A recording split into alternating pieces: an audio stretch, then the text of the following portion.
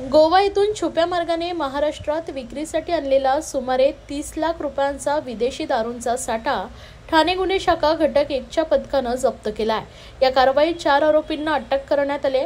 गुप्त माहितीच्या आधारे डोंबिवली पूर्व येथील सुदामवाडी परिसरात पोलिसांनी सापळा रचून महिंद्रा बोलेरो पिकअप या वाहनासह अडवले। तपासणी दरम्यान वाहनात विविध ब्रँडच्या विदेशी मद्याच्या बाटल्या सापडल्या।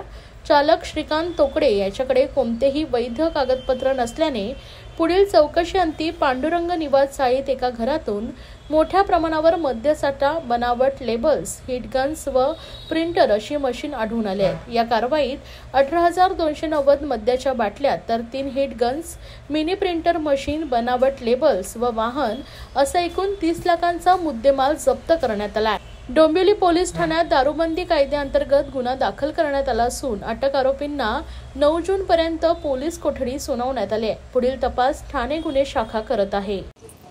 गुन्हे शाखा ठाणे शहरचे घटक 1चे इंचार्ज सचिन गायकवाड यांना गोपनीय माहिती मिळाली होती की डोंबिवली पोलीस स्टेशनच्या हद्दीमध्ये नेरुळकर रोड सुदामवाडी या ठिकाणी गोवा येथे बनवली जाणारी विदेशी दारू जी महाराष्ट्रामध्ये विक्रीसाठी ज्याला बंदी आहे अशी दारूच्या बॉटल्स त्या ठिकाणी आणून त्याचं लेबल, त्याचं पॅकिंगचं जे मटेरियल आहे ते सर्व चेंज करून महाराष्ट्रामध्ये विक्रीसाठी असलेले जे अधिकृत लेबल आहेत ते त्याच्यावर लेबल आणि रिपॅकिंग करून त्याची विक्री महाराष्ट्रामध्ये बऱ्याच ठिकाणी त्या दारूची विक्री होत आहे अशी माहिती त्यांना मिळाली होती। त्या अनुषंगाने घटक 1चे इंचार्ज PI सचिन गायकवाड यांनी ACP शेखर बागडे यांच्या मार्गदर्शनामध्ये त्याचबरोबर PSI घुगे आणि त्यांच्या टीमने त्या ठिकाणी जाऊन छापा कारवाई केली।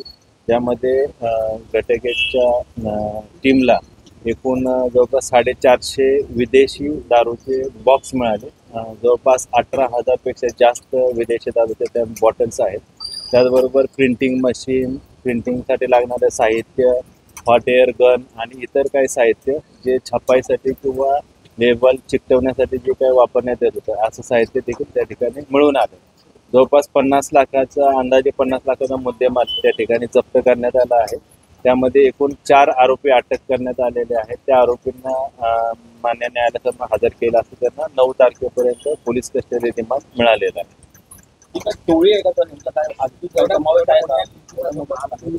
हा जो माल आहे तो गोवा राज्यातून ते आणत होते आणि इथं त्याचं रिपॅकिंग आणि रिलेबलिंग करत होते आणि महाराष्ट्रामधले बऱ्याच जे वाईन शॉप आहेत ठाणे जिल्ह्यातील असतील किंवा आजूबाजू परिसरामध्ये जे काही वाईन शॉप आहेत त्या वाईन शॉपमध्ये हे महाराष्ट्रातील जी विक्री किंमत आहे MRP किंमत आहे ते किमतीचं ते लेबल लावून ते विकत होते। त्या अनुषंगाने ते फायदा कमवत आले।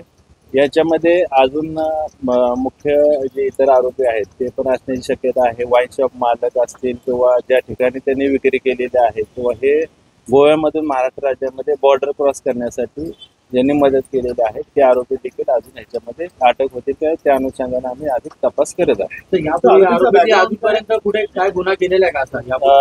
हे जे 4 आरोपी आहेत त्यापैकी एक चालक आहे आणि त्या कारखान्यामध्ये जे रिलेबलिंग आणि रिपॅकिंग करणारा जो कारखाना होतो त्यातील लेबर आहेत। एक महिंद्रा पिकअप जे ही दारू वाहतूक करणारा जो वाहन होतं त्या वाहनाचा तो चालक आहे। सर याच्यामध्ये मुख्य पुरवठादार जो आहे तो पकडला गेलाय का? त्या अनुषंगानेच तपास सुरू आहे। मुख्य पुरवठादार जो गोव्यावरून माल इकडे सप्लाय करत होता महाराष्ट्रामध्ये, त्याचबरोबर हे लेबलिंग आणि रिपॅकिंग करून महाराष्ट्रातल्या कोणकोणत्या वाईन शॉपमध्ये किंवा कोणकोणत्या बिअर बारमध्ये याची विक्री करत होते त्या अनुषंगाने देखील आमचे घटक 1ची टीम तपास करत आहे। आरोपी सध्या पोलीस कस्टडीमध्ये आहे। सर या संदर्भात पाहिलं तर मोठ्या संख्येने दारूच्या बाटल्या आहेत, त्यामध्ये कुठल्या प्रकारचं रॅकेट असू शकतं का? यामध्ये वाईन मालक किंवा बिअर बार मालक यामध्ये महाराष्ट्र राज्यामध्ये विक्रीसाठी बंदी असलेली दारू ही गोवा राज्यातून आणण्यासाठी जे कोण टोळे असेल किंवा बॉर्डर क्रॉस करण्यासाठी ज्यांनी कोणी मदत केली असेल त्या आरोपीचा देखील शोध चालू आहे। त्याचबरोबर वाईन शॉपचे मालक असतील किंवा बिअर शॉपचे मालक, चालक जे असतील ते सुद्धा याच्यामध्ये सहभागी असण्याची शक्यता आहे। त्या अनुषंगाने आम्ही अधिक तपास करत आहोत।